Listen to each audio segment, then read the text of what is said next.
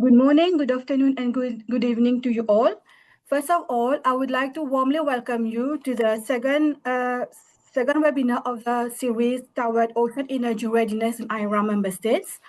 I'm Dr. Shamim Tasadali, Senior Program Officer from the IRA Secretariat, and I'll be the moderator for today's webinar. This webinar, organized in collaboration with the International Renewable Energy Agency, IRENA, under the Six Lighthouses Initiative, aims to deepen understanding of offshore and ocean energy technologies and their benefits. It will also raise awareness of the key challenges limiting the deployment, particularly in small island developing states, and explore opportunities to accelerate the development across IRA and IRENA member states. This initiative also aligns with the IRA work plan of the Working Group on the Blue Economy and will contribute to the implementation of the MOU between IRENA and IRA Secretariat. We will start with a couple of housekeeping points to help the session run smoothly. I kindly request all participants to please keep your microphones muted throughout the session. If you wish to ask any question to our speakers and experts, please share your questions using the Q&A function. We will have live polls during the sessions. Please be ready to participate when they appear on your screen.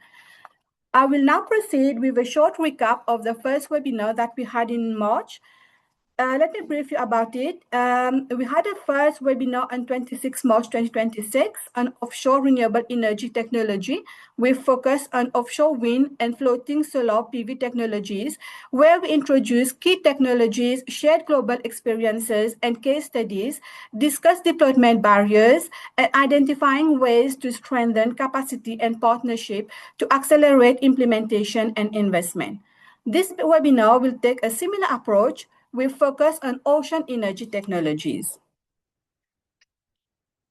As an icebreaker, we kindly request you to join our first live poll to understand your current level of awareness of ocean energy technology. Please take a moment to submit your response. The live poll will start shortly. I ask my IRENA colleague to just show the live poll question, please.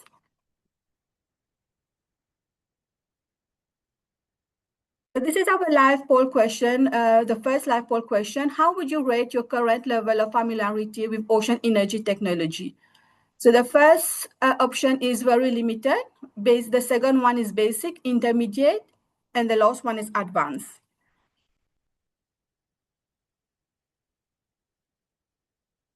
We're going to wait for a few seconds for participants to submit their response.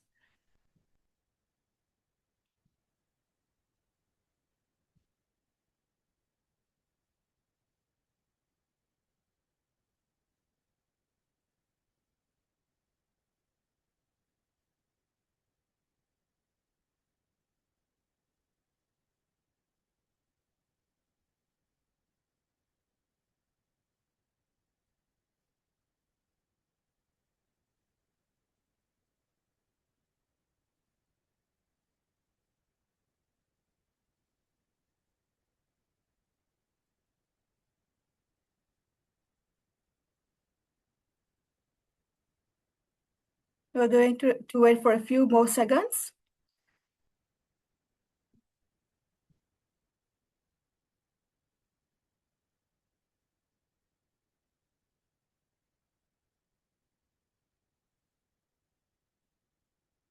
So I see on the screen that most of you have a basic knowledge on the topic. Thank you very much for your participation. So we'll move to the next session. We will now start with the first presentation by Valentin Dupont, Policy Director from the Ocean Energy Europe. He will provide a scene-setting overview of key ocean energy technologies, including wave, tidal, ocean thermal energy conversion, seawater, air conditioning, salinity gradient, focusing on the global deployment status, level of maturity, and relevance for islands and SIDS context. It will also highlight the role of policy framework and public support in moving technology from prototype to early commercial deployment. I now hand over to Mr. Valentin Dupont. Thank you. Good morning. Afternoon, evening, everybody.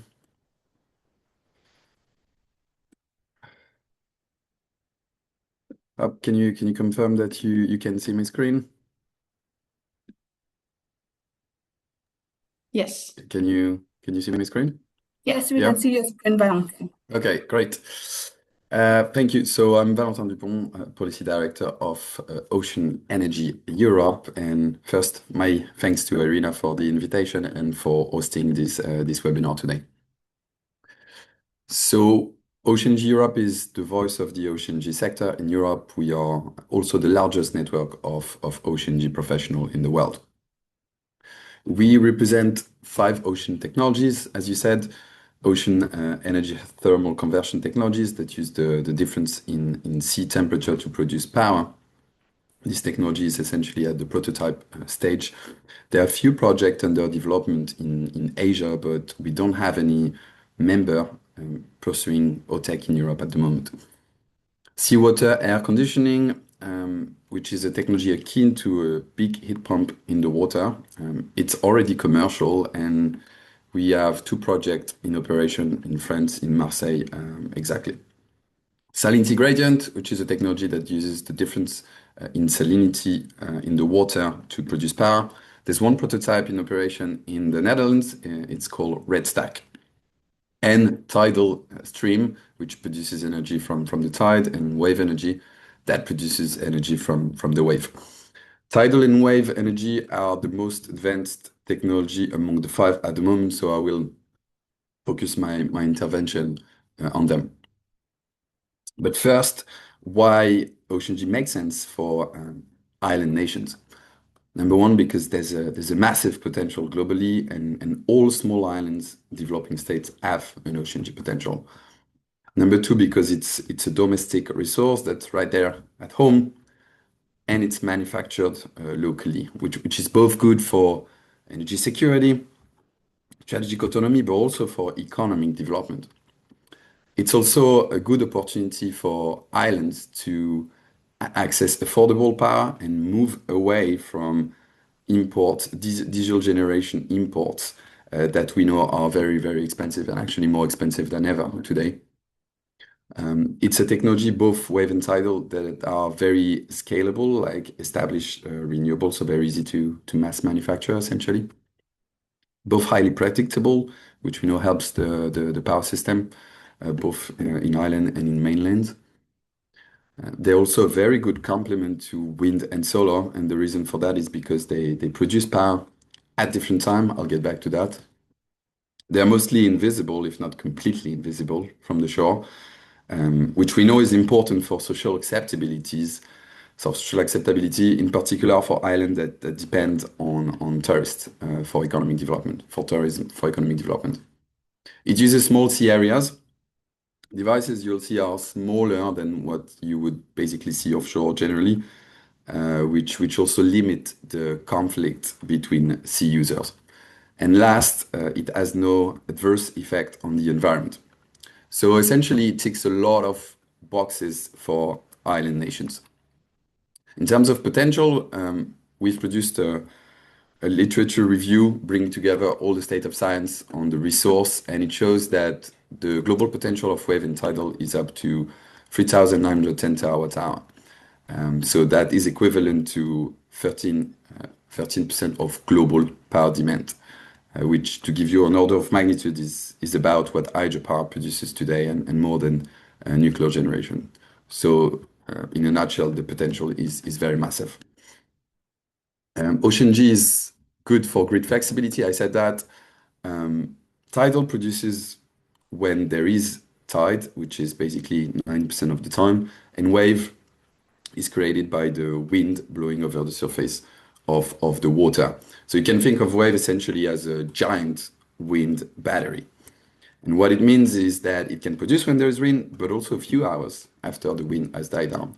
So both technology can help better match power supply and demand, smoother power production profile, and balance electricity system. Where are the technologies now, and what is the market? So starting with tidal. Tidal is at the pre-commercial development stage. This is a UK company called Proteus, a marine renewable that you see in the background. And they are developing farm project in the UK, France, and Japan. Their biggest project is in the UK, where they're set to deploy 20 turbines in the coming years. And the reason for which it's in the UK is because simply there's just the right kind of support and market mechanisms there. The UK government has implemented what we call a ring-fence budget for tidal as part of its yearly contract for difference auction system for renewable. And thanks to that, so that's in place for the fourth year in a row. And thanks to that, they've managed to unlock the development of 12 pre-commercial farm projects. And also, they've attracted investment from all over Europe. That is a French technology called HydroQuest. They are developing a pre-commercial farm off the coast of Normandy in France.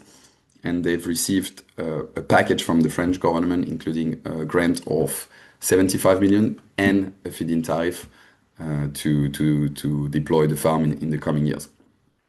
And actually, the French government announced about 2 months ago that they will launch the first ever commercial call for tidal of 250 megawatts to be awarded in the next coming years, in the next 3 years, more precisely. This is a Swedish tidal technology called Minesto, and Johannes will tell you more about it very shortly. But essentially, they deploy 3 devices like this in the Faroe Islands, and the local utility SCV is buying their power via a PPA, power purchase agreement, since 2021. And the Faroe Islands, for those who know, are islands that are quite remote on the north of Europe with no interconnection to the mainland. So they want to use tidal to complement hydro and wind and become essentially fully energy independent. So in a nutshell, in tidal, we have about 14 pre-commercial farms that are set to be deployed in the coming years, and market mechanism in operation in the main leading markets, kicking basically the industrialization of the technology. Moving on to wave energy now. Wave energy is between prototype and pilot farm stage. So what you see here is the oldest wave energy power plant in operation. It's called the Mitrico power plant, and I think there's a speaker that might touch upon it too later. It's deployed in the Basque Country in Spain, and the wave energy turbine are basically embedded into the breakwater that you see here at the front, and it provides local, consistent power for the community in the background. This is another wave energy technology called Core Power Ocean that is Swedish too. They are developing 3 wave farms in Portugal, respectively, and in the United Kingdom. They have 2 farms totaling, they are developing 2 farms totaling about 15 megawatts in Portugal. And that's about, to give you an order of magnitude, that's about 50 devices that are set to be manufactured and deployed in the coming years. So we're talking about sizable farm here. They've been awarded 80 million from the EU Innovation Fund in grant to develop this project. And on the back of that grant, they've also managed, partly on the back of that grant, to secure about 40 million in private finance to achieve this project. This is another example of wave design or wave technology. It's an Irish technology called Ocean Energy. This device has been deployed 2 years ago in Hawaii, in the US Navy Test Center. And the device was partially jointly financed by the US Department of Energy and the Irish government via a common grant. So in a nutshell, in wave, you have basically many full-scale prototypes that are deployed, several that are on the way, and a few farms that are under development. And we have several countries that have already implemented policy and funding mechanism along with market mechanisms to scale up wave energy at home. What we've seen and what we've observed as Ocean Energy Europe is that this rise in public investment, coupled with a move to larger projects, has prompted the interest of several energy majors over the past 3 years that are all invested in ocean energy. So on the utility side, we can see CARE, NG, SEV, but also oil and gas players such as Total and Shell that are joining an ocean energy project. And this combination of private investment and public investment has really brought the industry to a tipping point in Europe, where currently most of the public support for ocean energy is, as this graph demonstrates. So what you see on the graph is in dark blue on the left, the cumulative deployed capacity up to 2024, and in light blue, the future deployed capacity by 2030. And basically, we have 165 megawatt to be deployed between 2025 and 2030. So in 5 years, that's the 15 pre-commercial farms that I've mentioned before. And it's about more than 3 times all the capacity we've ever deployed. And in terms of device equivalent, that's 140 devices that are set to be manufactured and deployed in the coming years. So for the industry, is really the beginning of large-scale deployment and of the industrialization stage, so to say. Now, what lessons can we learn from the developments in the most major market in Europe, and how can we basically do ocean energy in SIDS, small island developing states? Well, what is pretty clear is that project develop where there is public support. In other words, public support make project happen. An ocean energy project, like any infrastructure project, they require upfront capital investment, which means that they need to attract private capital to be built. And one of the main challenges here is access to affordable capital to build and develop this project. And one of the most effective way to unlock access to affordable capital is to blend public financial instruments, such as grants, such as public equity, such as guaranteed loans, to provide a good investment case for investors. Ideally, all these instruments should be used together in combination because they all attract private investment in a complementary way. Grant is often the first piece of the blend and the catalyst because it provides zero cost capital, basically to develop and build the project. What you need also is an instrument, a revenue support instrument system like contract for difference or a feed-in tariff system. So as for wind and solar, ocean energy need that kind of instrument to provide long-term, stable, predictable revenues to projects. And to be more effective, it needs to be earmarked to ocean energy project. So in order to prevent price competition with established renewable, because ocean energy is not yet able to compete on a pure price basis with these technologies.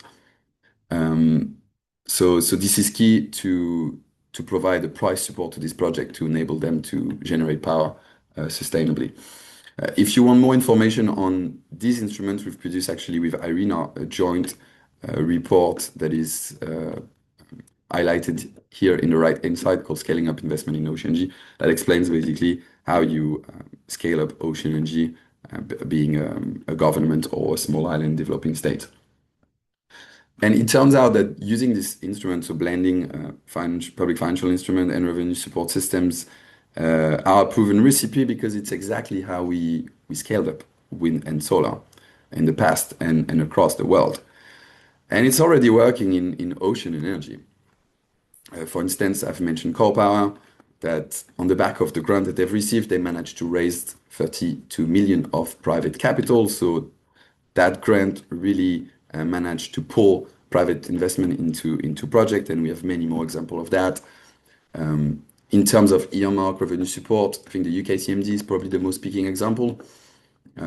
It's after 4 years in operation, it has managed to unlock 12 pre-commercial farm projects and a pipeline of 150 megawatts of project.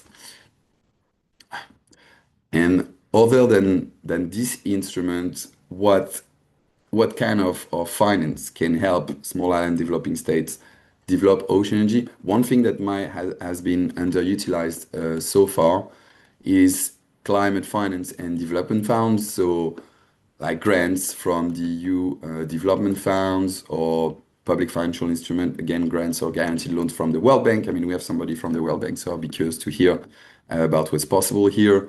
I know that the Asian Development Bank also provide a bunch of instruments that could be useful for ocean energy. And obviously, UN development program and climate finance. And I'd like to conclude this by inviting you all to the conference we organize this year on the 5th and 7th of October in The Hague. So this is a conference that we jointly organize with the International Energy Agency branch in charge of ocean energy. That's the biggest ocean energy conference in the world out there. So that's the place to be if you want to meet the industry and learn more about ocean energy. Happy to take on any question later. Thank you for your attention. Thank you, Valentin, for setting the scene and for providing an overview of the different ocean technologies and for highlighting their importance for SIDS. I kindly remind participants that if in case you have any question for Valentin, please post your question in the Q&A chat box, and then we will direct the question to Valentin.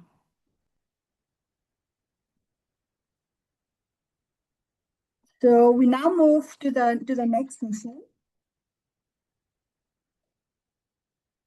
I am pleased to welcome our first presenter for this session, and who will present a case example of wave energy project, Dr. John Lekube Karagarza, project manager from Biscay Marine Energy Platform. Dr. Karagarza will present operational experience from a wave energy test site, focusing on device performance in real sea conditions, site infrastructure, and lesson learned in testing, validation, and reducing technical and financial risk. I now hand over to Dr. Karagarza. Hi, good morning, everyone. Good morning, good afternoon, good night. Yeah, my name is John Lekube. I'm project manager at BMEP. And first of all, thank you, Irina, for bringing us this opportunity to share our successful story about wave energy. But first of all, let me tell you who we are. We are BMEP. We are a test site located in the north of Spain, in the Basque Country. And we are at a site where we can test wave energy converters and floating offshore wind platforms mainly.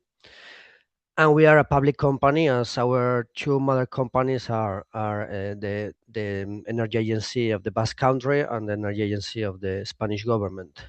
We have two test sites. One is Arminza test site, where we can test floating offshore wind platforms and wave energy converters.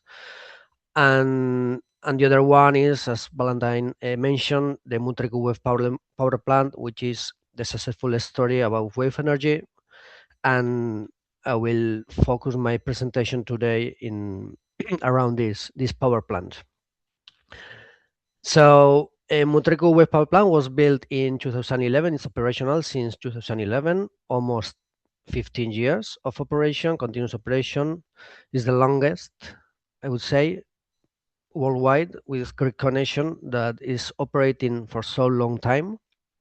It's based on oscillating water column. It's one of the technologies, not the only, under development in wave energy sector, in wave energy converters. So basically, oscillating water column, or OWC, consists of an open chamber just below the turbine. So in our case, it's a vertical chamber, and when the wave comes in or comes against the breakwater, the water comes in the chamber, increasing the water level inside the chamber. This movement or motion of the wave of the water inside the chamber compresses the air, which passes through the turbine, turning the generator and producing electricity. And at the same time, when the wave recedes, there is a movement, a motion inside the chamber, and again the air passes through the turbine. The main challenge here in this technology is to get a one direction rotational speed of the turbine from this two-direction airflow movement. So we have 16 chambers, up to now 14 in service, as the breakwater is not completely finished, and yeah, with a total capacity with these 14 turbines of 259 kilowatts. And with these 259 kilowatts, we are able to produce yearly around 250 megawatt hour. There are difference between different years depending on the wave resource, availability of the turbine, etc. This was technology based on Voith Wavegen, was a Scottish company, and we use a biplane, first generation biplane Wells turbines. So this is the cumulative energy around these 15 years of operations since 2011. As you can see, we have generated 3.5 gigawatt hour of cumulative energy, almost 3.5, in the end of 2025, which is a milestone. As so far, I can say that is the power plant that generate most of wave energy. And you can see here, so the first gigawatt hour, the plant reached the first gigawatt hour late 2015, the second gigawatt hour the early 2020, and the third gigawatt hour late 2023. You can see that the periods have been shortened as we have been improving the performance of the power plant. It's a commercial power plant, but it's a pilot and it's a prototype at the end of the day, because the state of the technology was not so much tested in 2011. So we have been improving in terms of maintenance, operation, performance, etc. So yeah, it's one of the challenge that Mutriku is facing, is a commercial power plant, but we use this continuous operation to improve the technology and be better in terms of wave energy conversion. In terms of capacity factor, you can see that the capacity factor in the wave energy is too low. It's quite low. We have a strong variability, seasonal variability from summer to winter. So the capacity factor changes from summer to winter. In summer, capacity factor might be around 6-7%, while the capacity factor during the winter are above 15%, and with the average of 12-13% of capacity factor. This, in comparison with other technologies based on IRENA figures, is quite low. Might be comparable with solar, but even it's lower, because we need to bear in mind that the Mutriku is just a prototype. Still, we need to improve this technology. And also it's in the coastline. So the most you go offshore, the wave resource improves, and the best or the more is the energy you can get from those sites. So this is why we are focusing mainly in offshore, but we should use these coastline infrastructures to embed it or to use as a wave energy converters. And in terms of availability, this is the best year of generation, 2021 so far. And you can see that there were turbines with a 90% of availability, which is quite good. So this is something that the availability is something that we should improve as well, and we are working to achieve this target.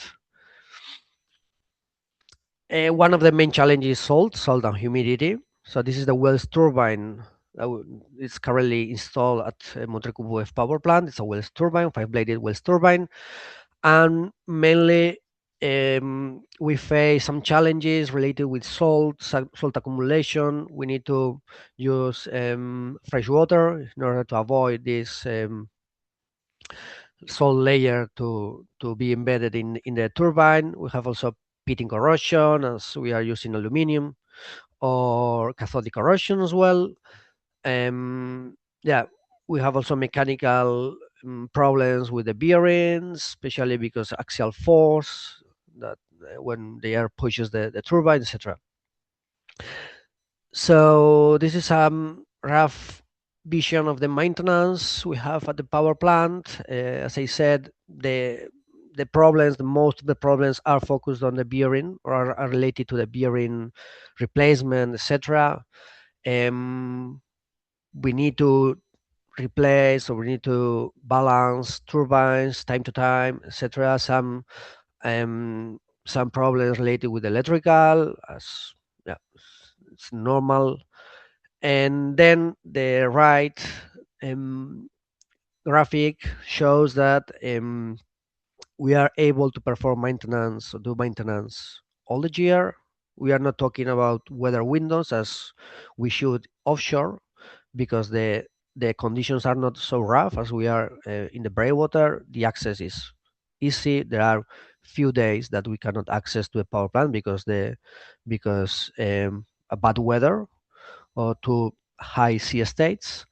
But these numbers changes when we go offshore. So the reliability of this kind of technologies is very important as we have when going to offshore we have more a shorter weather windows, but that's not the case.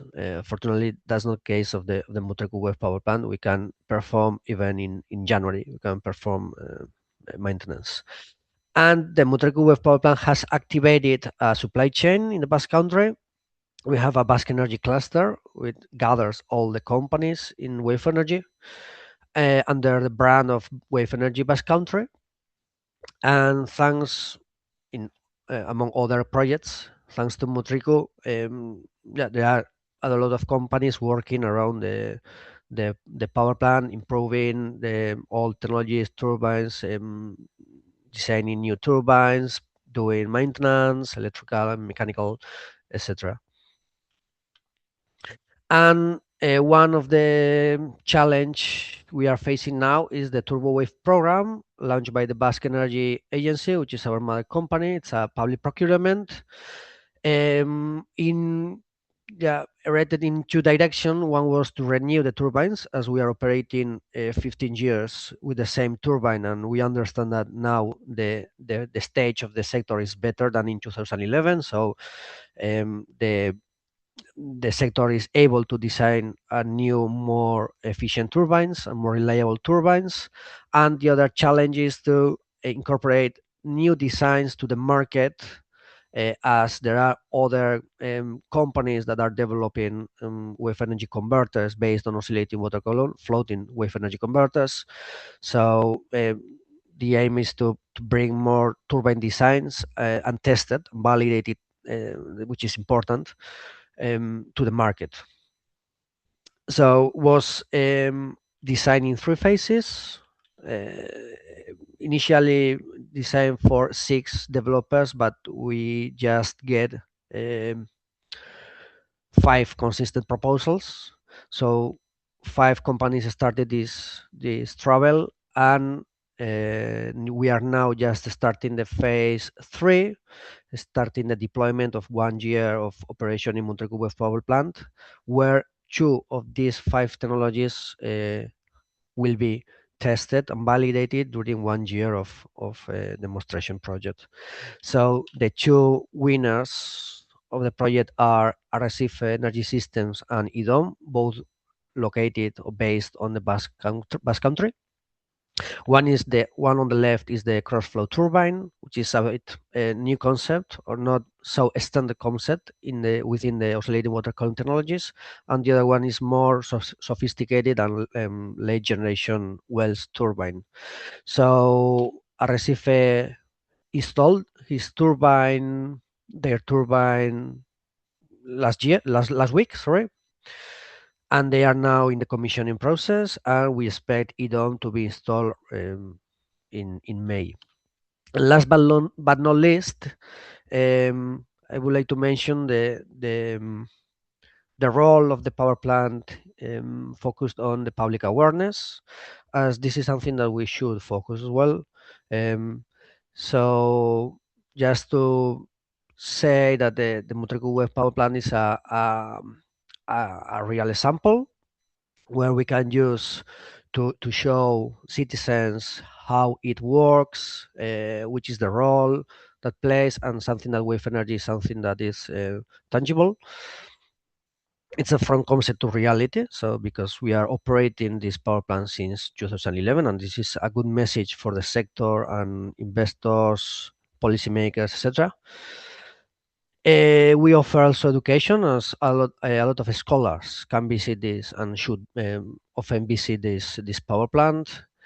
And this is another example as a coastal infrastructure that we should improve this our breakwaters, etc., and take advantage of these facilities to implement this kind of wave energy converters. And yeah, and in general, say that the wave energy can be or can be part of a big role in this energy transition and in the 100% renewable energy generation we want to have in the short future. So thank you everyone, and any question will be happy to answer.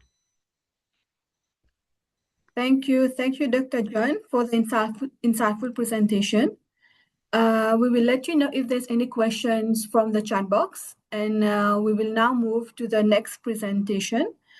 The next presenter will be Mr. Johannes Hafmeyer, Chief Operations Officer of Minister. He will present Minister's tidal energy deployment in the Faroe Islands, focusing on system performance, project development progress, and key challenges in moving from demonstration to commercial scale application in island systems. I now leave the floor to Mr. Johannes. Yes, hello. Thank you for having me. Johannes Hafmeyer, my name, COO for Minister. If you take the next slide. Minister is a company that has been around for quite some time. Started in 2007 as a spin-off of Saab. We have raised quite a lot of money throughout the years. We are about 30 people working on developing tidal energy solutions based on a unique principle that we call the hydrodynamic gearbox. We believe there's a huge potential, as you can see on the map, all over the world for tidal energy solutions. Valentine has mentioned the Faroe Islands. You see the small blue dot in the middle of the map. It's in the North Atlantic. So I'm going to speak a bit about that project that we run there. We can move on to the next one. A short movie showing what we do in the Faroe Islands. You see the installation sequence of our kite system that we call the Dragon class. It's a power plant with the capacity of 1.2 megawatt. We handle the small and light devices from a very simple quayside, gravel quayside. We utilize local vessels and local resources. What we believe is essential in the discussion of tidal energy for islands, to utilize what we have on the islands and not bring resources from the outside. You see our technology. It's a kite system tethered to the seafloor, so you see the yellow rope, you can say. Here we lower it into the water, putting it into the water and then towing it to the site. The device is about 12 meters in wingspan. It weighs about 30 tons. For being something that is constantly moving in the water, it's quite light and efficient system.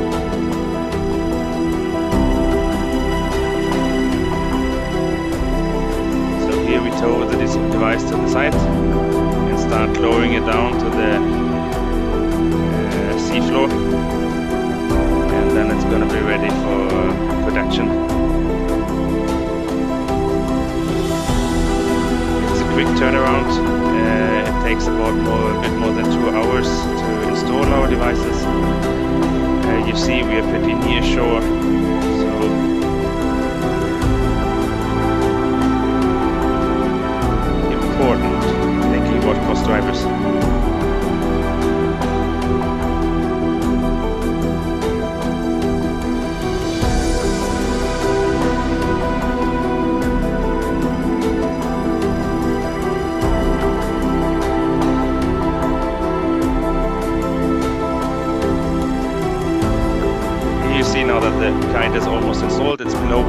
Now we start production.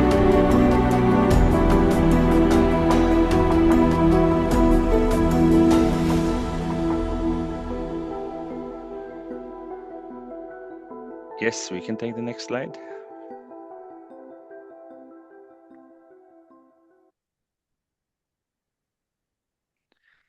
Why are we in the Faroe Islands then? The Faroe Islands, it's about 18 different islands in the North Atlantic, not grid connected. They currently use about 50% of the electricity consumptions based on fossil fuels, so they burn a lot of heavy fuel oil. They see limitations in what you can achieve with hydropower and with wind, so they see tidal as a solution that can complement other renewable energy sources due to its predictability and due to its reliability. We work together with the national utility SEV, and we have the objective to integrate tidal energy as a base load. I come back to that a bit later, why I call it base load.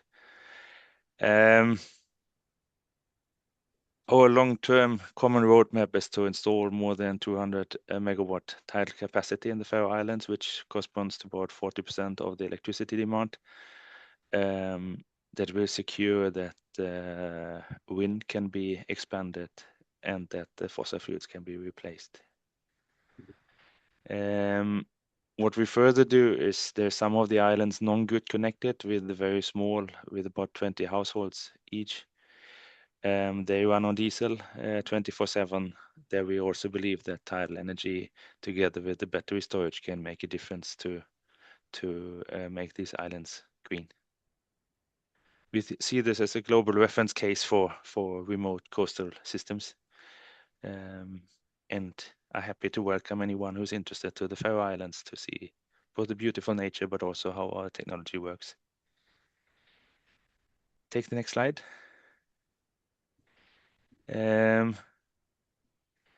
I've explained a bit. I hope that you could hear it while the music was playing, how our devices work. What we do with our kite systems, it's almost like flying a kite in the air, is accelerating our systems through the water.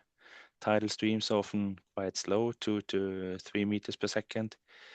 At some hotspots in the world, it's up to 4 or 5, but in general, not so high flows. So what we do is we accelerate our devices through the water, becoming 6 to 10 times faster. And as the power that you can produce is cubic to the speed, we gain quite a lot in efficiency. So you can say that compared to our competitors, we are about 6 to 10 times more powerful per unit weight installed.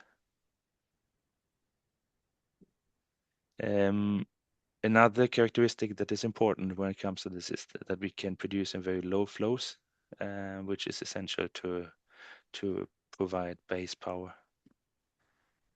Take the next slide. Yes, what have we done in the Faroe Islands? We established an agreement with the SEV, including a power purchase agreement for the electricity produced in 2018. Since 2020, we have been connected and generated electricity to the local grid. And in 2024, we came with what we call our utility scale system, the Dragon 12, with 1.2 megawatt capacity. What we're moving towards is to start with the 200 megawatt roadmap and have the first tidal Dragon farm of rated capacity of about 10 megawatt as the initial phase. Next slide. The question was about technical, financial, and regulatory challenges. I mean, corrosion has been mentioned by the former speaker.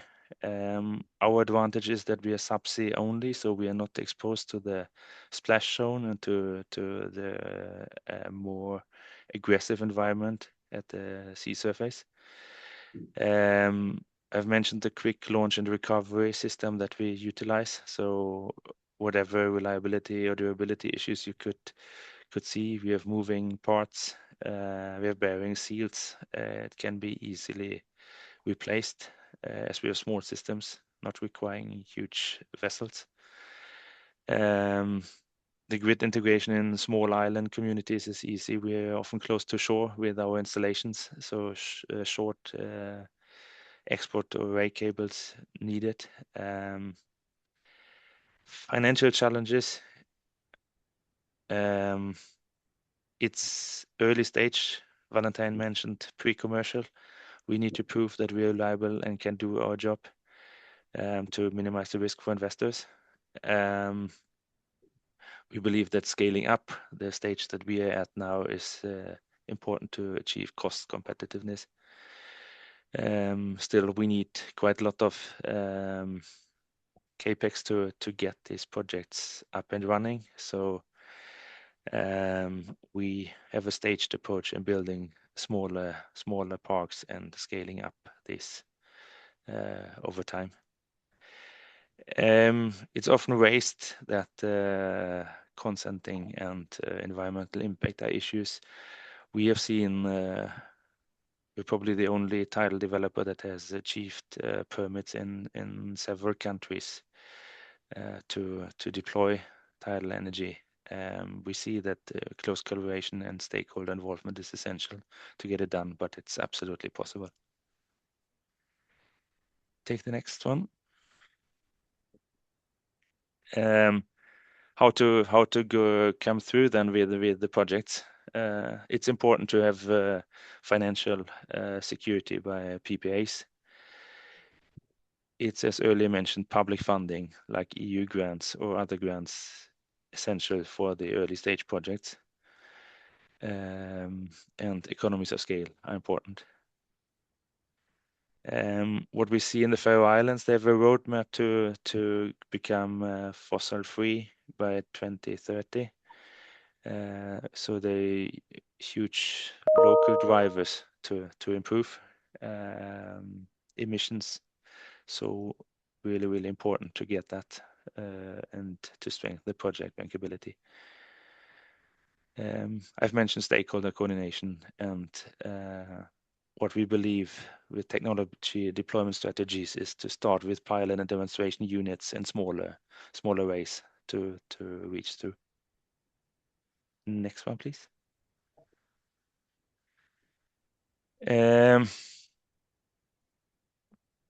Why do I say baseload? I have a small map on the right-hand side that shows the Faroe Islands. It's, as I said, 18 different islands. If we place our devices strategically at different spots between these islands, we can provide constantly power because the ebb and flood come at different times between these islands, how the water is pressed through, as you can see in the curve above that map. So on the right locations, placing our devices, we can provide electricity 24/7 as we are able to operate in very small flows or low flows. Next one. Environmental impact has been mentioned. Compared to other renewable energy sources, we are invisible throughout. Faroe Islands relies a lot on tourism, so we can't be visible. There's a huge opposition against wind because wind is visible, so it's a huge advantage to be subsea.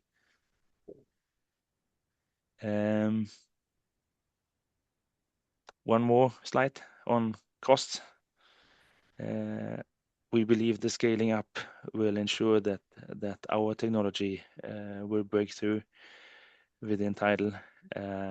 So starting at a very low cost already now, we believe that we can lower by scaling up with more and more installed capacity, with more and more lessons learned. We will be able to drive down costs to similar levels as other renewable energy sources. So last slide for me, if we take one more. We believe that tidal energy can become a core component of island energy systems. We can provide base power, important to have local involvement, to have partnerships, to have a technology that contributes to the people living on these islands, involve them. And we believe what we do in the Faroe Islands is replicable for other islands, transitioning to 100% renewable energy. Thank you very much.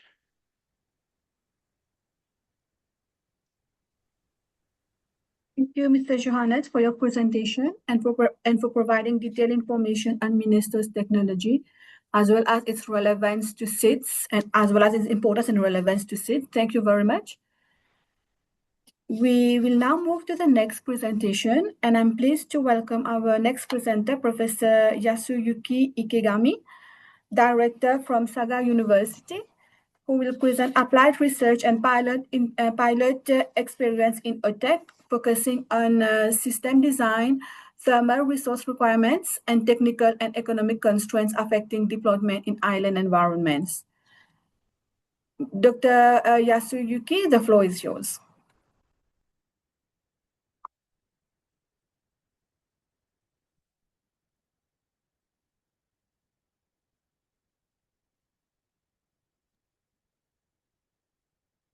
Can you hear?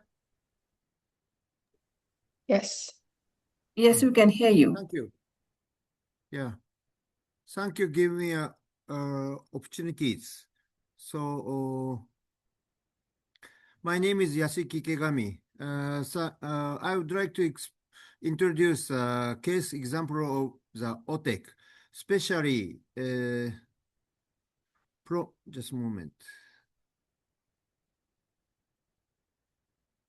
Promoting the introduction of the GX model and supporting green public infrastructure in island region through international collaboration. Just a moment.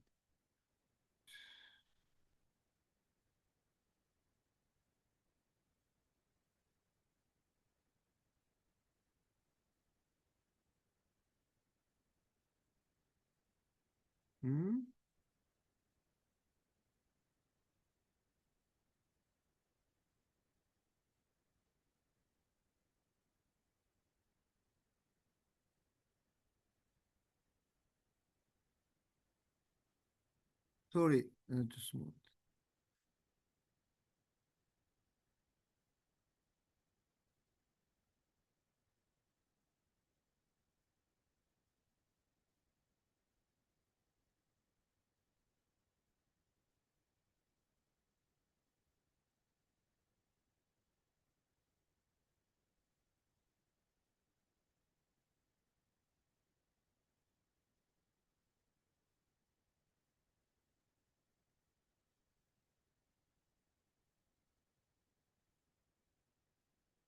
So, this PowerPoint is OTEC potential by IRENA.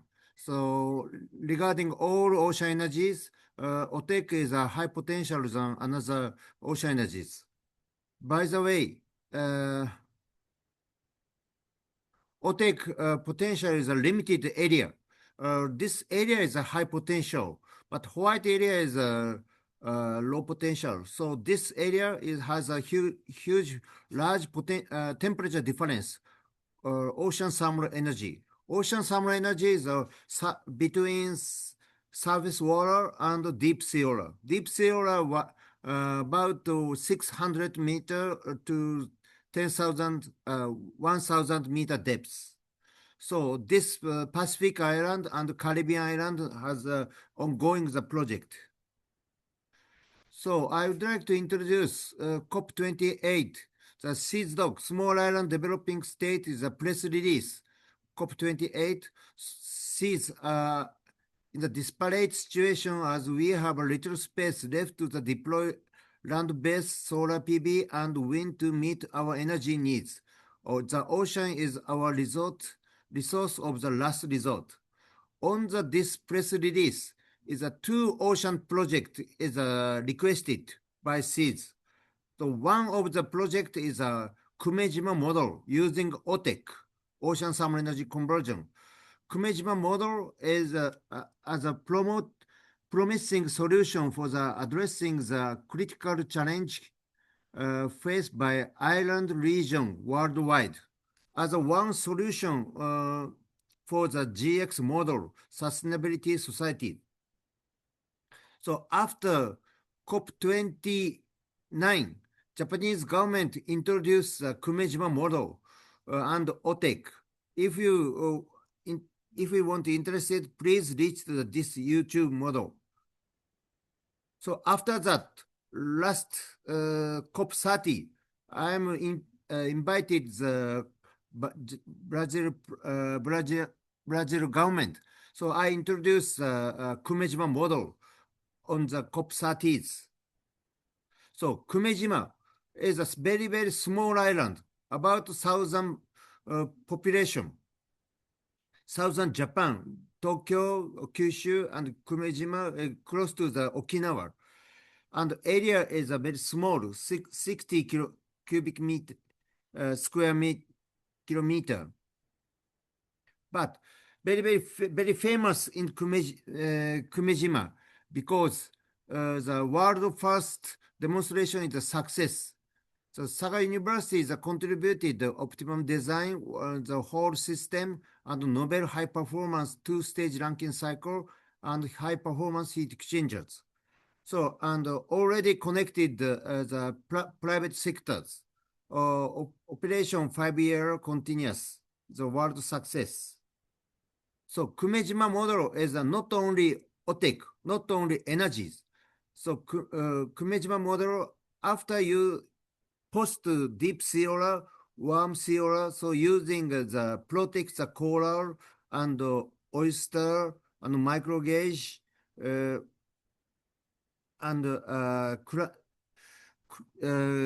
kuruma shrimp and sea grape, cosmetic, aqua, fresh water, so and agriculture. So because deep sea oil has a very huge potential and stable and clean and cold water and very rich nutrient. So Kumejima model is not only local Japanese name. Kumejima model now is very famous global GX model as a one solution. IRENA, IEA, UNIDO introduced the Kumejima model as a one solution for the GX model. And many media. So in the Kumejima is a success case study using deep sea oil and OTEC. So now is a twice production by than sugarcane industries. Before this deep sea oil and OTEC, so Kumejima is a number one production in the sugarcane industry. But now deep sea oil industry is the biggest in this small island. Create new job and new industries, many company increasing.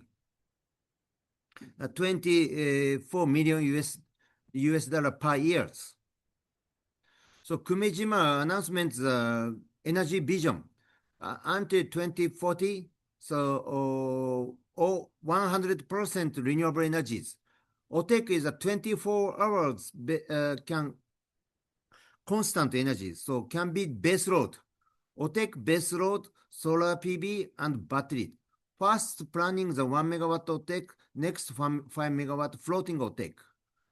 So by the way, 2 years ago, so Japan government gave 18 president and prime minister from the Pacific Island. So announcement consider introduction OTEC in the next generation decarbonation technology in Pacific Island. After that, Japanese government announcement supporting the Palau as a one example. So JICA and government Ministry of the Foreign Affairs announcement implementation Palau using Kumejima model as a first step, aiming the start operation by 2027. So JICA is a announcement, the image, the OTEC and cooling machine and chilling water piping the chapter for the agriculture, aquaculture, or data center and desalinated situation. So from Japan, we have a roadmap. Small OTEC is not economically. So now as a 1 megawatt now ongoing. Next 10 megawatt floating, 100 megawatt OTEC. So this is the OTEC cost.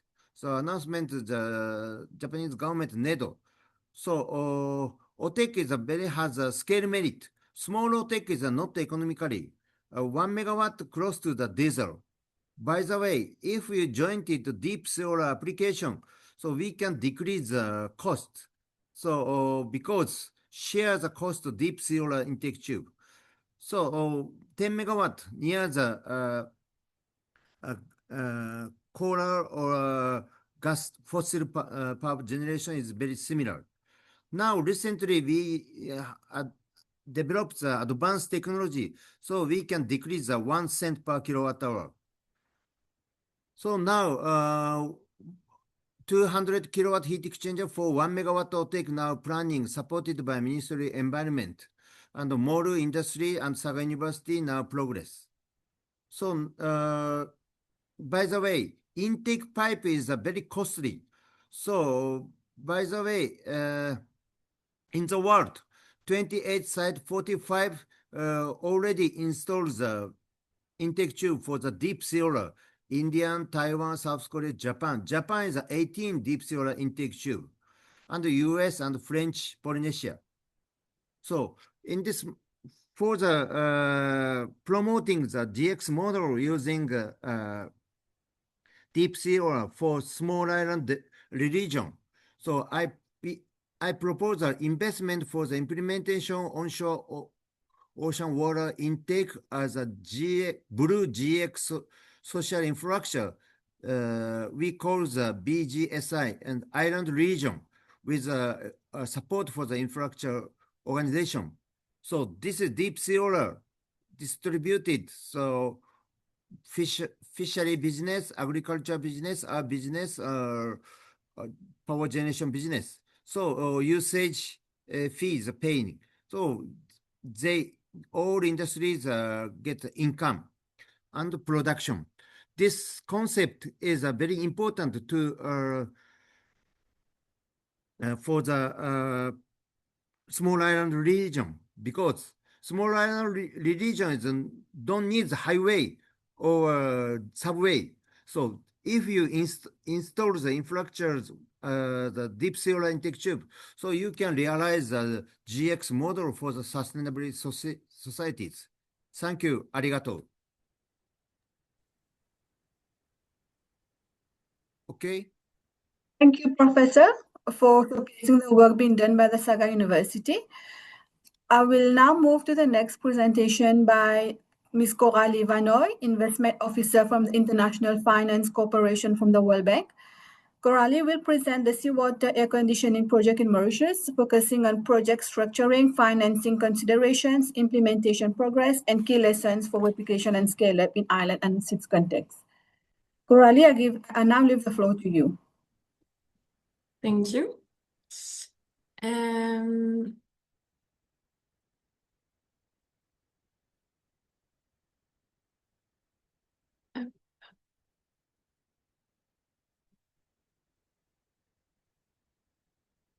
Sorry. Sheriff, if you have the presentation handy, could you please project? Yes, I'll share it for you. Thank you.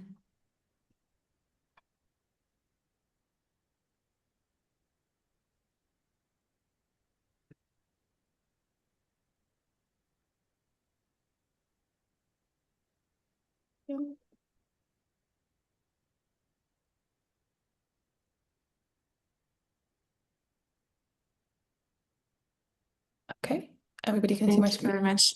Right. So thank you, everyone.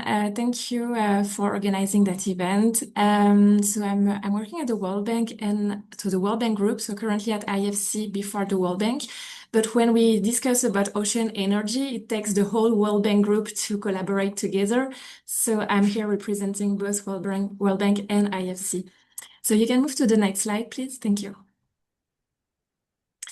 So this presentation aims to tell you more about SWAC, the Seawater Air Conditioning System. This has been the World Bank has been working on many different SWAC around the world. For instance, so I will give you first an overview of the technology itself. Then I will go into the case study that the World Bank and IFC have and are looking at the moment. So the SWAC, as you may know, and it has been mentioned a bit earlier by the other presenters, it's has a high potential as well, and can produce energy reaching more than 85 electricity saving. So that enables to have more generation saving for the small island developing states. The main customer we see for the SWAC would be big off-takers, such as the hotels, the airports, any office or municipal buildings. We have universities as well, industrial, and we are now looking at SWAC also for data center. Great. Not byproduct, but a combined product with the seawater air conditioning can be the seawater reverse osmosis, using the same intake pipe and producing desal water after the cooling. So it's making the projects even more bankable. So we've discussed about throughout this whole webinar, we've discussed about the high potential, the amazing impact of those ocean energy for the climate. SWAC is really amazing by that. And of course, all those technologies would allow to bring new investment, jobs, and reduce the fossil fuel imports for the small island developing states. You can go to the next slide, please. Thanks. So this is exactly how the technology works. So you can see the pipe that goes, so the SWAC are implemented on the shore. So it does require kind of a steep coastal area. The pipe goes up to 900 or 1000 meter deep. It takes the water between 5 and 7 degrees Celsius. Then you need a little bit of electricity to pump that water up, but that's very minimal. Then as soon as the water is on the shore, it goes through a heat exchanger that gives the coal that so it's the heat exchanger gives the coal to the closed loop of the that goes in the hotel. So just to resume, the hotels, for instance, or any big buildings currently, their AC works with cool water. So it's already an existing thing. However, usually the water is cooled down by chillers. And the idea is to replace the chillers by the SWAC. So it means there is no infrastructure work to be redone in the buildings themselves. We are just replacing the outside chiller by the SWAC technical building. So, and then you could wonder what happens with the water after it has transfer is cold to the buildings. So the water goes back to the ocean. So the water, after going through the SWAC, the water is about 12 degrees Celsius, and it is put back in the water at the depths where it's 12 degrees Celsius to minimize the impact on ENS. Now we have another thing that can be added to that technology, which is the desal through a reverse osmosis. And you may be very familiar with reverse osmosis on the islands. So what we know these days, and for instance, in the islands we have discussed with in Mauritius, many big buildings, again, hotels or any municipals or other, they are using reverse osmosis, but their intake water is the surface water, which does require a pre-treatment before going to the reverse osmosis to remove the chemicals, to remove the algae, because the surface water, as you may know, is not always very clean.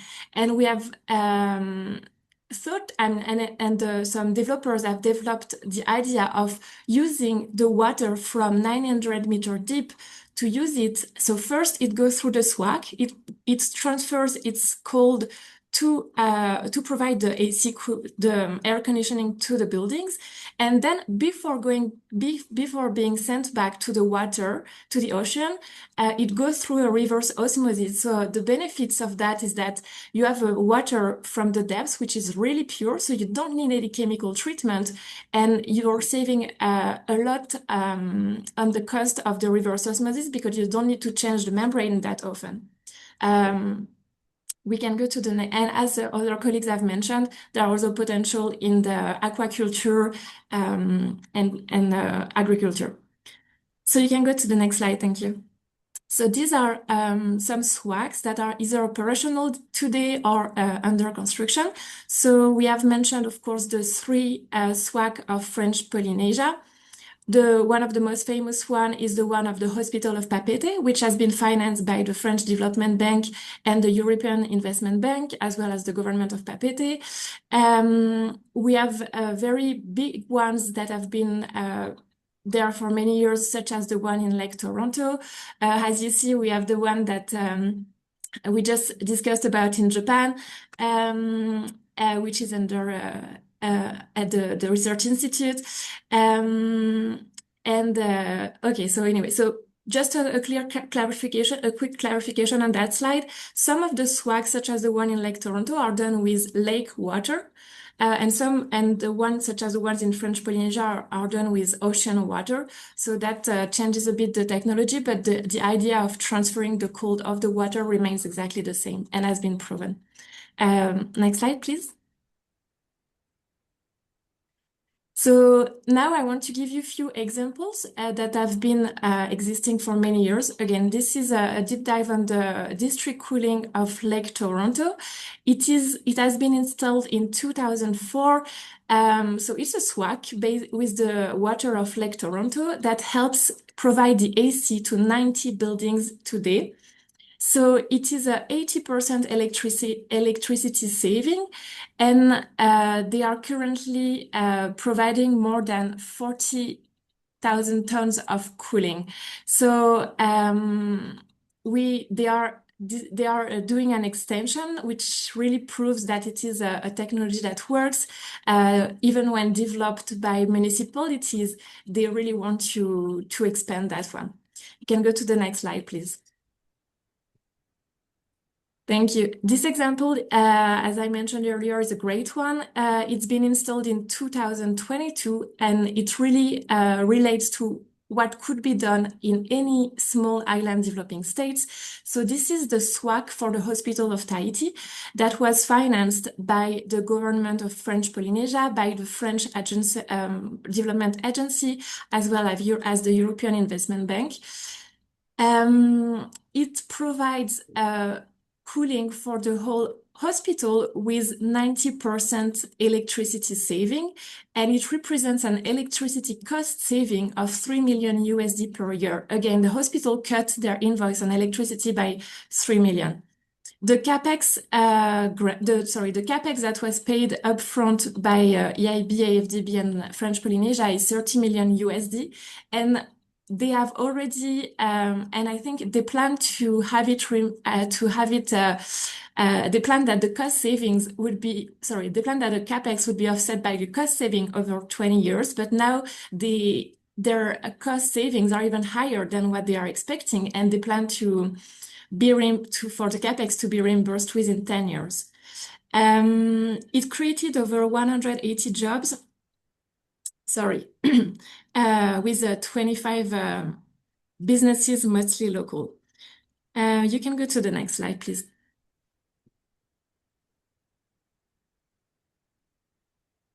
Sorry.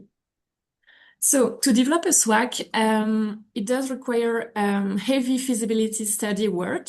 So this goes from the bathymetry and temperature review. So as we've seen on the first slide, the SWAC does require some steep coastal area. It's very well working for most of the small island developing states. So as soon as we decide, so I think with the data available today, the developers are able to locate areas where they would like to see a SWAC. And then the moment they want to really start the work on developing one project, then they would use much sharper bathymetry tools, such as those big boats, checking the bathymetry to really understand where to put the SWAC underwater. There is a lot of work to be done on risk assessment and ENS, and that's also where the World Bank is taking a key role. We have ENS environmental teams working a lot with the government to really understand what are the impacts and to, of course, ensure the SWAC has does not deteriorate the environment and biodiversity. Again, we have a lot of return on experience on the SWAC based on what happened in French Polynesia. And again, it had been financed by development agencies. So back then, the environmental studies were really pushy. I mean, they were really detailed on ENS. Then we go with the case study and engineering for each locations. The engineering is really decided how wide you would like the pipe to be, to size it for the number of off-takers you have. So you can combine, and it's really well recommended to combine many off-takers. We don't want one SWAC per building. We want one bigger SWAC that would provide electricity, so cooling for many off-takers. And then we have the whole work on legal and permitting. And again, this is where the World Bank is supporting a lot the government, and it has been ongoing already with some small island developing states. The World Bank can do the upstream work to help the states write the proper regulatory framework that includes many ocean energy development as well as the SWAC, of course. You can go to the next slide. Thank you. So here it's a very business-oriented slide. We want to show you how to finance and how to structure a SWAC how to structure a SWAC to finance the CapEx. So first, in the French Polynesia, 2 hotels, which were a bit remote, decided to buy the CapEx themselves so that they can rely on a very clean air conditioning for their hotel. And that has been a great branding for them. They can really brand their hotel being 90%, with their AC coming at 90% from the ocean. So that's the ownership by host model. Then you have the public ownership, and this is what we have for the hospital of Papeete in French Polynesia and in many other places where it's an asset. So the CapEx is purchased by the public entity. And then we have the SWAC SPV where we want, and this is where IFC plays a key role. So we are doing cooling as a service, meaning an SPV is building the SWAC, and then the SPV is signing a long, medium-term agreement with the off-takers. Again, the off-takers could be private or public. And they are signing cooling sales agreement, let's say over 10, 15 years, maybe more, to enable the SPV to pay for the CapEx upfront. We can move to the next slide, please. This is you've seen in all the previous presentation all the benefits of the SWAC and the benefits of the ocean technology in general and the SWAC. This is a slide that summarizes it as well. Like, of course, as I mentioned, it's a really green branding. It does create jobs. It reduces the fossil fuel import. It drives new investment to the small island developing states, an amazing impact on the GHG emission, as well as reducing the electricity usage, or at least which enables the country to use the electricity for other needs of the country. Now I would like to tell you more about, you can move to the next slide maybe. Yeah, okay, so let's go to the previous one. I don't have a specific slide on Mauritius, but I would like to tell you more about this project because it's the one we are currently looking at, both with the World Bank and with IFC. So currently in Mauritius, the tourism represents 20% of the GDP, 14% of employment, and it's a high cooling demand all year around. However, in Mauritius, the energy mix includes 80% of the energy coming from fossil fuel. And we also understand from public reports and the World Bank reports that there is a clean water stress on the island.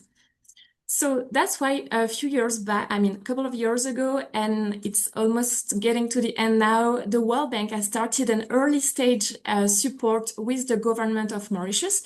The World Bank has supported the Blue Economy legislative framework to integrate the ocean sector and the SWAC. Based on that, IFC has been able to, now that we have a proper regulatory framework for this investment, and we also had an interest from a developer who has located 4 different locations for the SWAC in Mauritius. So IFC worked with that private developer. Is working today, is reviewing the project of the developer, and we are now going through a structuration phase, like trying to understand who would be the off-taker, how can we set up this SPV. Again, having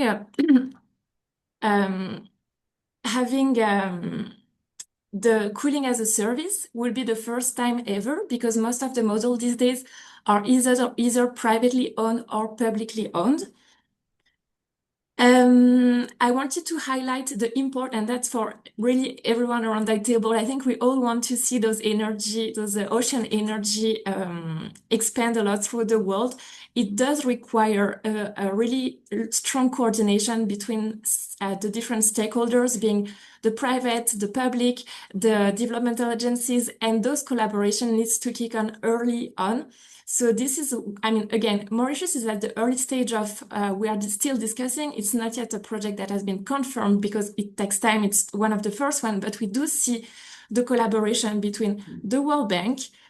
We do see we have the private arm, so IFC that I'm representing, that is pushing as well to see if this project can be bankable, to pull in all the private sector investment. And then we have the developer also, so it's a collaboration, and we are also working with the government of Mauritius to understand there is a strong interest, but to also understand how the 4 parties can really collaborate to make this thing work. And we hope that project will be kind of a lighthouse, because the moment it's working, we'll be able to develop it in other small island developing states. It has been mentioned many times, but I really would like to reiterate the relevance of the SWAC for the small island developing states. There is a high cooling density on coastal areas, either through tourism or with the big cities. What the private sector investment needs, it's a bankable project, and we do realize that in many cases the hotels are credit-worthy clients, so it's really important to be able to sign off-takers agreements. The SWAC are extremely relevant to ensure the water and energy security for the islands. When I say water, I mean when it's combined with the seawater reverse osmosis. And then the SWAC is a climate resilient infrastructure to help mitigate the climate initiative, the climate challenges. I think that's all I wanted to say. We can move to I put the Q&A slide, but we do have the session towards the end. So thank you. Thank you, Coralie, for presenting the SWAC projects around the world, including Mauritius, their benefits, and steps involved in developing a SWAC. So thank you very much, and a big thank to all the presenters for this informative case example, which set the scene for. Sorry, I've arrived a bit late. Sorry, do you want me to use 3-4 minutes on wave energy? Sorry? I arrived a bit late, so do you want me to present 3-4 minutes on the wave energy, or do we go directly to Q&A? Maybe we can have a quick maybe later in the Q&A section. Okay. Thank you everyone. So we will now move to the next session on resource assessment. I would like to invite Mr. Adrian Gonzalez from IRENA, who will present IRENA's work on ocean energy resource assessment. I now hand over to Adrian. Hello, good morning, good afternoon, good evening. Thank you for having me. I'm Adrian Gonzalez. I work for the Innovation and Technology Center in IRENA.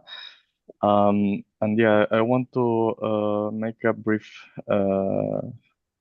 introduction of what we think is a key point for the broad adoption of ocean energies worldwide, which relates to the resource assessment. So in the next slide, we have a bit the list of challenges that we think are having this issue on the table nowadays. So we see the different sampling. So we have seen along the literature very heterogeneous studies for the potential assessment. So we see different sampling technologies, resource assessment analysis that date from even the decade of the 90s, limited to the technologies available there. And we think that the results cannot compare with modern sampling technologies. We see different assessment parameters and different methodologies in the measurements. Sometimes, for example, they are not done on current speeds and water temperature. So they are done on current speeds and water temperature, but they don't consider seabed topologies. So we think that harmonized multi-parametric analysis are needed to compare apples with apples, let's say. We see also a lack of granular data. For example, in some cases, we see a one-time, so some regions that the studies are just based on one measurement at a certain point in time, while others have measurements per season during 1 year, etc. Similar case for the location, sometimes just a single buoy, while the desirable would be to measure along vast areas. So this is also challenging for comparable analysis. We see also excessive extrapolations between very different locations that sometimes, again, are not that much comparable, or that use ambient data excessively to translate it into practical power output achievable at a certain location. So yeah, we see this, of course, coming from the heterogeneous data mentioned before. No, so if we extrapolate from very different pieces of data, the results accumulate errors. So don't take me wrong here. Every engineer will agree that a result, even with a very big error margin, is better than no result at all. And there is value in these preliminary guidance studies. However, this is not enough for an investor. So we need to solve this if we want to really mobilize capital. And this relates to the last 2 points on the focus on the developed countries and the slow knowledge transfer, because of course, most of the mentioned challenges are solved in locations where the research centers are located, like EMEC in the UK, or where pioneers operate, as in the cases mentioned in the Faroe Islands and Spain. But the problem is that most of the regions of the world, in most of the regions of the world, this is not the case, which is even more noticeable in developing countries and islands. And this is what we need to change. But the good news is that we are at the moment in ocean energy technology, where ocean energy technologies are mature enough to take this topic seriously, and we believe technological innovations are available to fill this big gap in a cost-efficient manner. So We think that the main solution are these innovations that are harmonized, that are used for having a harmonized global assessment of the ocean energy potential by using remote sensing, so based on satellite with measurements of altimetry, bathymetry, multispectral analysis, reflectometry, also sensors embedded in fiber optics or Internet of Things sensing, drones or automated unmanned vehicles underwater, artificial intelligence and machine learning for handling this data that should be also gathered in a way that is interoperable and accessible from every country, and digital twins for mapping the ocean. In the next slide, I will briefly describe some of the topics here were already mentioned by some of the colleagues before, but this is the reasons we see why ocean energies can be a major opportunity for islands. Firstly, the fact that even with the still relatively high levelized cost of electricity that ocean energies this makes them not very competitive yet in continental power systems, but they can be competitive in islands where conventional electricity production methods are more expensive, because they're based on diesel and gas supply chains, and they lack the scale for PV or wind projects. So ocean energies can really be competitive there. In the center, you can see also the complementarity that was also mentioned between the generation profiles of ocean energies and wind and PV, making them synergetic with these technologies and resulting in a more cost-efficient solution because it requires less deployment of battery storage systems to decarbonize island power system completely.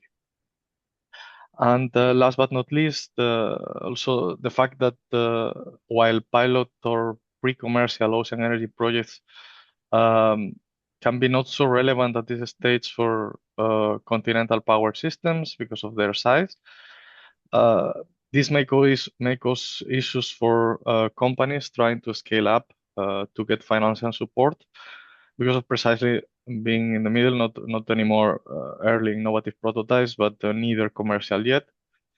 But they can have a major impact in small islands where they can be generating a very relevant amount of energy, perhaps above 10% of the annual energy consumption of the island, even being at a pre-commercial stage. So at the same time, they serve as demonstrators for bigger plans for more suitable for continental systems, which can encourage climate finance and blended finance and public-private partnerships to support these technologies.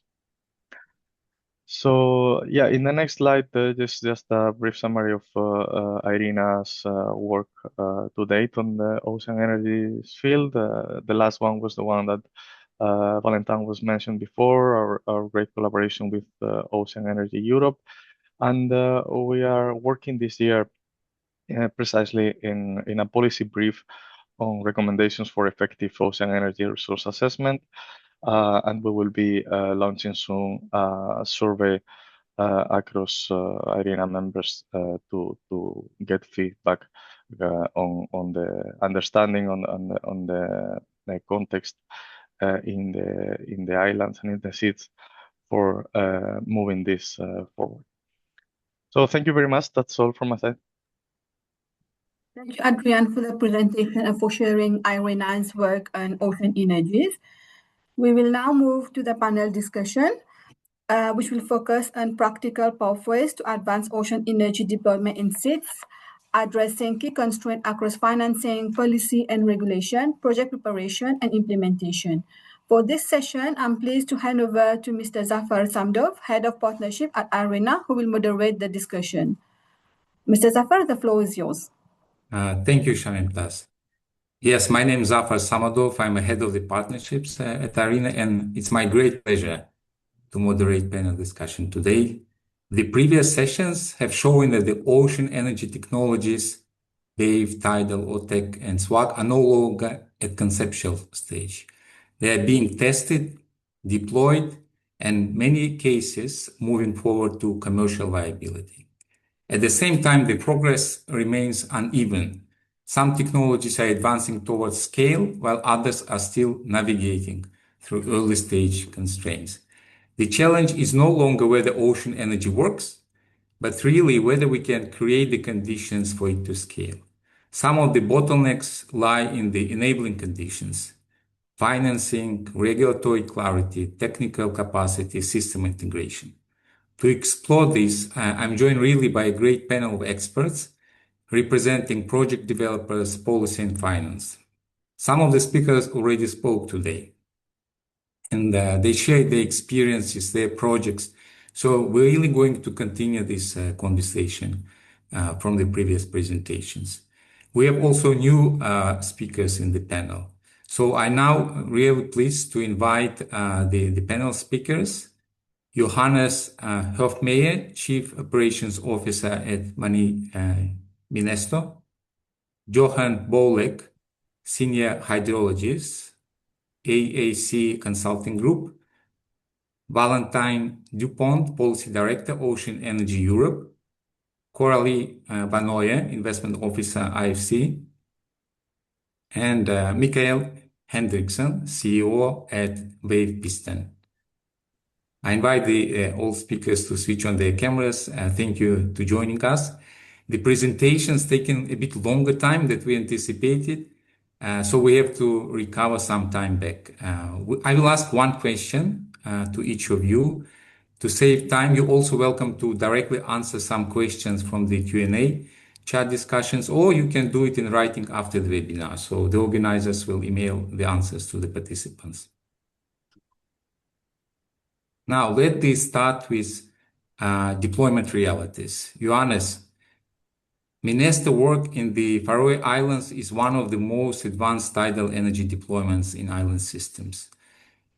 Your video was very impressive. I enjoyed it very much. It's an amazing project. While presenting your project, you already shared some lessons learned. Perhaps we can go deeper in considering your experiences and how such projects could be implemented in other islands. From your experience, what are the most critical lessons from deploying tidal energy in the Faroe Islands that can realistically inform scaling such projects in SEEDS and other island grids? I think it's essential to understand the cost drivers of such projects. We have advanced quite a bit our technology, our core technology, but the balance of plant and how you organize operation and maintenance of your devices is essential to get through. Efficient operations, marine operations is essential. Having a setup that is not too far offshore with long cable routes and so on is important to make these projects economically viable. We can't just adopt from how offshore wind is doing things, because we deploy smaller devices that don't follow the same logic as ever-growing wind power plants. So I think it's essential to look at our business cases and get them working.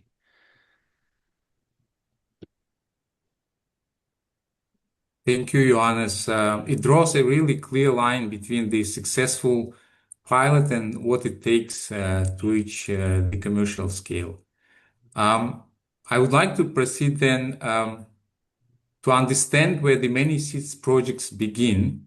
I want to bring into discussion Johan. Those work in the Bahamas on OTEC reflects the earlier stages of the project development. John, what lessons have emerged so far based on the OTEC project being developed in Bahamas? Yes, good morning, and thank you for having me. One of the key components that have been is definitely we need to pair the technologies. So pairing of the various ocean and renewable energy technologies is quite critical. Many of these projects, particularly for OTEC, being at, say, 4,000 to almost 40,000 per kilowatt hour of CapEx. It's very expensive, extremely innovative technologies. And working with the government of the Bahamas, what we find is what we would like to really promote is further collaboration.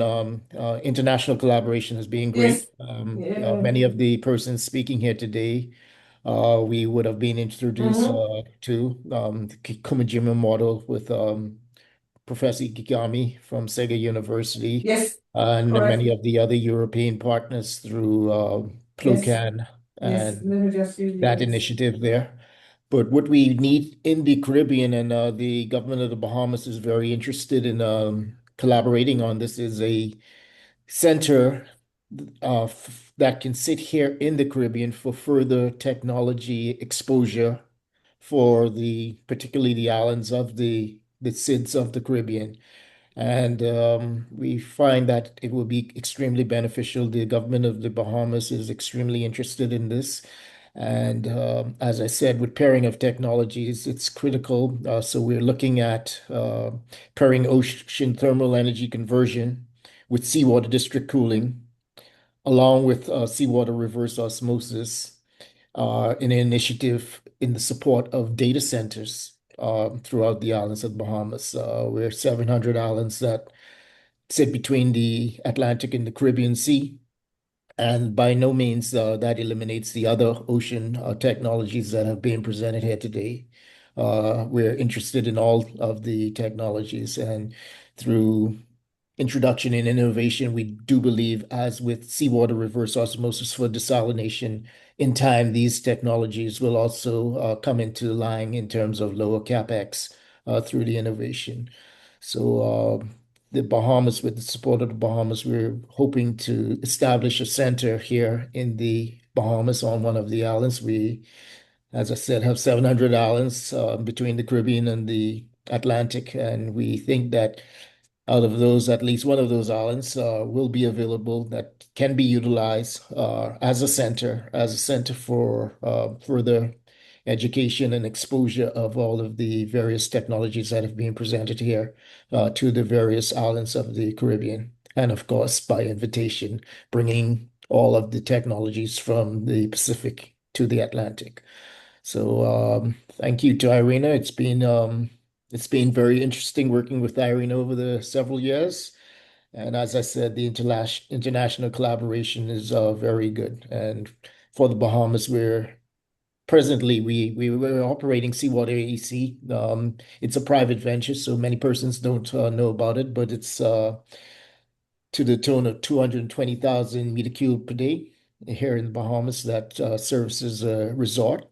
And we also have the largest diesel-based seawater reverse osmosis. That's at 45,000 cubic meter per second operating here in the Bahamas. Again, it's a private venture, government, public-private venture. So many of these are not promoted, but we do believe that working with these established and pairing them with ocean thermal and other ocean renewable energy options is a key to the sustainability of projects and driving down the CapEx on many of these technologies. So thank you again for having me. Thank you. Thank you, John, and for your also words about collaboration with Irina. We also highly appreciate that we work together. What you said is really highlights the realities of moving from concept to implementation in SIDS, particularly the constraints that emerge well before the project reach investment stages. I really like your points about the exposure to technology, pairing of technology, the combination of different technologies, linking projects together really help us to make these projects commercially viable. Also, the sea space is also limited, so we need to make sure that the space that we have is used for different economy sectors, like you mentioned, like energy and water sectors, fishing, and many others. Well, thank you for your insights. I would like now to move, as we heard about the experiences, some constraint, we turn to the sort of policy environment discussion and how that can help us to address some of the issues. I now turn to Valentine of Ocean Energy Europe. Valentine, what policy frameworks, market incentives, and government signals are most effective in moving ocean technologies from prototype to deployment? Thank you, Zafar, for the question. So if you start with the basic project developer need investor to develop this project, be it in seeds or in any other continent. And what investors need is a combination of market visibility and policy and funding incentive to come in capital. So how do you give market visibility to investors? How do you show that there will be a market worth investing in? Number one, I think one thing that has been quite effective in countries in Europe could be by setting a deployment target or a national strategy, showing that the government believes in the technology and that there will be a market, and that's something that doesn't cost anything. Another way to do that would be to implement a form of market mechanism in the form of a CFD or in the form of feed-in tariff to help build the business case. And here, again, we're talking about innovative technologies. So obviously, they will be more expensive than commercial technologies at the start. So we need to have a specific framework or earmark system in order to prevent them from competing with other technologies. But given the benefits that this technology can provide for islands compared to diesel generation, I think that you can amortize that very quickly in terms of public funding spending. Number two, market visibility also means regulatory visibility for project developer and investor. So that means that you also you need to have a policy framework that enables the development of project on the ground. So specific processes in place for OceanG, permitting, consenting, and so on and so forth. Normally that comes with a national strategy or a deployment target. And again, that is something that doesn't cost any money. It's just planning from a government perspective. And number three, which is often the first piece of the puzzle, is providing investment incentive to attract project and investment in a given island or jurisdiction into OceanG. So leveraging public funding tools to attract foreign direct investment into a country and to enable the development of this project. The first piece of that is often an investment aid under the form of a grant to help projects develop and start construction. And grants is something that has been very useful and successful in Europe and other jurisdictions to kickstart the development of OceanG project because it provides zero cost capital investment. So it directly reduces the overall cost of the project and that puts project in a very good position to offer attractive return to private investors and to kickstart the development of them. And so wherever you've seen, I think I mentioned that in my presentation, wherever you've seen this mechanism implemented, you've seen project developing basically. So ideally you combine these three things: market visibility, regulatory visibility, and funding incentive. But setting visibility is really key to attract project on the ground or into the water. Well, thank you, Valentine. I think you made a very important point. So the member states set up their goals in the NDC, then translating them into sectorial strategies. So we need to have these targets, as you mentioned, provide the long-term perspective for the developers. You underlined the importance of the market mechanism, regulatory visibility, critical. And as you spoke about incentives, I want to mention that we as a global energy community have brought down the cost of technologies in the solar, in the wind, and we are in the trajectory also to reduce costs of the different ocean technologies. So this is very important point, and thank you for highlighting it. Now, we'd like to move, we had a discussion on the policy, and now financing is really critical, particularly in the islands context. Projects that move forward could be easily financed if the conditions are in place. We have heard earlier a presentation from the IFC World Bank, and I would like to give the floor to more in-depth discussion here. Coralie, SWAC is often considered commercially viable in the island seeds context. What conditions in Mauritius, particularly, have made this project feasible, and what constraints still remain? Thank you very much. So SWAC is considered technically proven and commercially viable. In Mauritius, that's what we are aiming to. The day it will be built, we can properly say it is. What has helped at least kickstart the discussion for the SWAC in Mauritius was really the early stage work done in collaboration between the government of Mauritius and the World Bank regarding the blue economy regulatory framework. And that's exactly what you mentioned in the previous question. So that having this regulatory framework and the appetite of the government to work on this topic of ocean energy is really helpful for both IFC to look at the project and to have the developer interested and proposing a project to IFC. Now, the key challenges that remains, especially for the SWAC in Mauritius, is it may be commercially viable, but with some grant, and at IFC and for any private investor, we will need a project to be bankable with the least, without relying on grants or concessional funding, or at least at the minimum. And in Mauritius, the cost of electricity, as we mentioned, is very low because it's 80% from fossil fuel. So it makes it hard to make the project with any renewable energy. It's hard to compete with those fossil fuel with the cost of electricity from fossil fuel. However, we are working on to first optimize the technology, to bundle it with the reverse osmosis, to provide desal water to enhance the bankability of the whole project.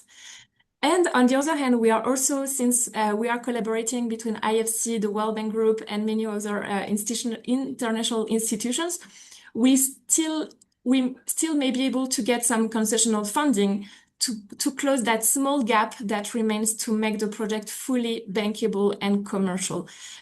So again, this is all under work, structuration. Nothing is yet done. It does require, as I mentioned, a lot of work, coordination between all the stakeholders. Ocean Technologies and the SWAC, we are in this room, we are all passionate and I think very convinced about it, but it's not yet, compared to all the other sources of renewable energy, it's not yet on the table for everyone. So we need to keep pushing and to keep, spreading the word, and hopefully we'll gain as much traction for the concessional finance as any other renewable energy. But again, SWAC does not aim to replace any other energy. It's just a new tool in the tool sets of the renewable energy. It's highly, as we've seen in the presentation, we do combine it with solar and with other renewables like wind and so on. So happy to go deeper if you have further questions. Thank you, Carly. You underline important aspects, and then IFC is playing really critical role. You not only bring the affordable finance, but also support the developers in the entire sort of phase of the project from the beginning until they reach the FID. So this is really critical, and as you mentioned, the different stakeholders usually involved. These are the complex projects. So therefore, it's great to have a panel that represent developers, represent finance, policy aspects. So all these parties are really critical to advance these projects. Thank you for sharing your experiences. Finally, I come to the point that to bring in another technology perspective in terms of the seas and islands, let's turn to wave energy and experience of wave piston in Barbados and Gran Canaria. Michael, from the wave piston experience, what have been the main practical bottlenecks in deploying wave energy projects in islands, and what specific decisions or conditions made the difference in getting projects across the finish line? Thanks, Zafar. Yes. So first of all, our projects are not across the finish line yet. There's still, hard work to do and getting. I think that's important. And of course, it is a number of things that need to come in place. The permitting, the policies, the financing. But financing is actually the facilitating factor in this. And having talking about this is actually also the risk profile where we are, because we are talking about new innovative technologies. We still need to show something. There are some risk around what we're doing. So this having a risk profile saying, yes, we want to go into this, we can see the benefits, but also being able to invest in it. I think that's important. And then there needs to be sort of a systemic change, because currently there's a lot of subsidies on power or electricity, but also on water. We're doing both power production and desalination with our system. So you have subsidies for fossil power electricity production, so for fossil fuels.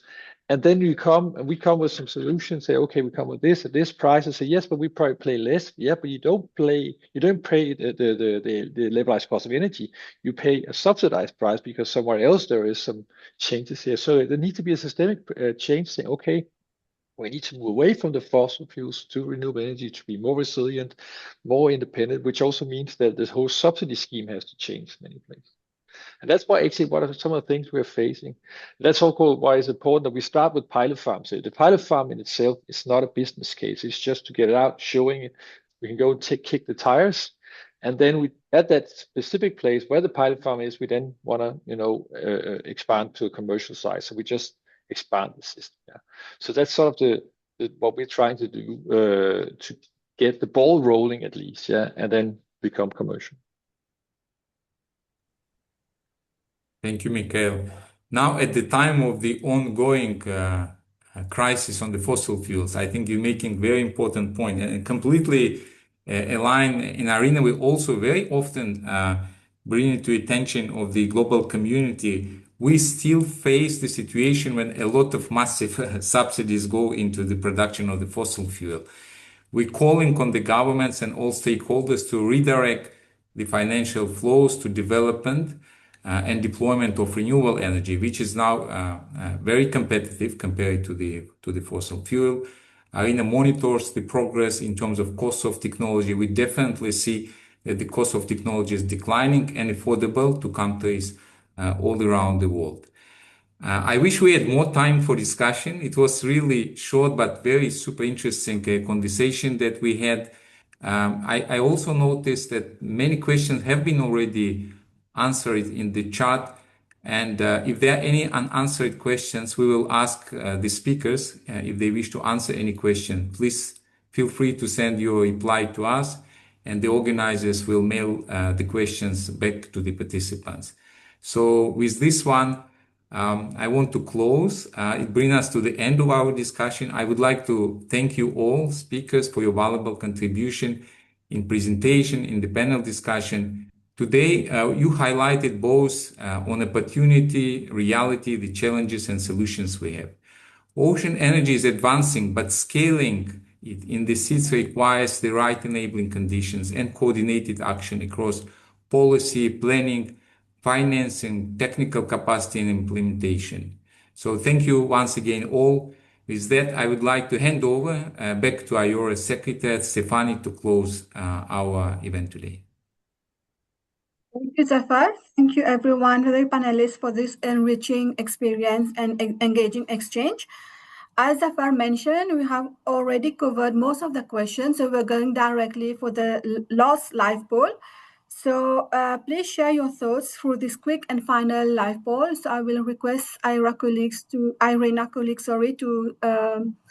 to display the question, and we will give a few seconds for the participant to answer. So this is the poll question. Following this webinar, how would you rate your familiarity with ocean energy technologies? So we'll give you a few seconds, to just quickly reply to this question, and then we'll move to the closing.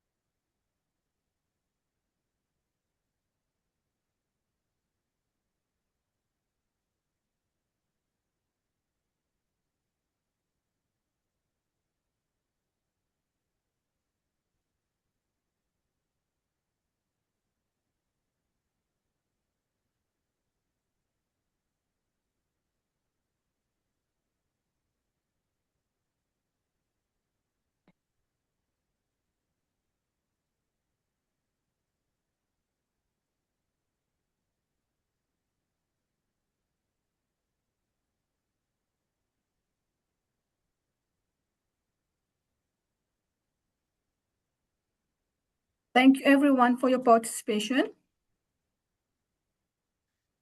We now move to the closing session.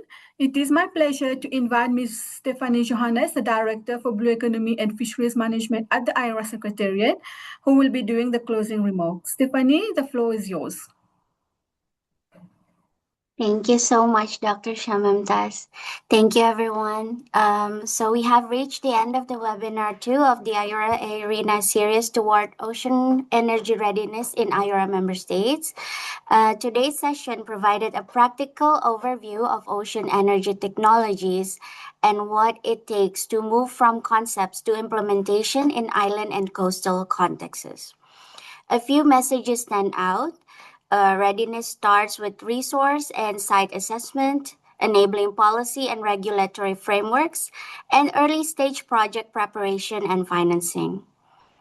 Just as importantly, progress will depend on continued collaboration among governments, technical partners, financiers, and industry. Thank you as well for the rich panel exchange and the thoughtful questions raised. On behalf of the IORA Secretariat, my sincere appreciation to Irina for the collaboration, to our speakers and panelists for the insightful and practical contributions, and to all participants for your active engagement through the Q&A box. As a next step, we will consolidate the key takeaways and questions raised today and follow up with participants in due course with the available materials and any further information in coordination with Irina. Thank you again for your time and have a nice rest of the day. Thank you, Stephanie. Thank you.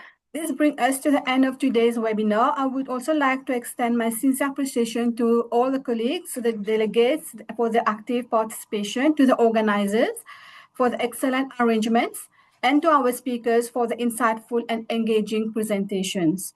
Today's session have been both productive and enriching, and I'm pleased that the workshop has successfully achieved its objectives. With that, I thank you once again for your participation and wish you all a very pleasant day ahead. I now officially close the webinar. Thank you very much.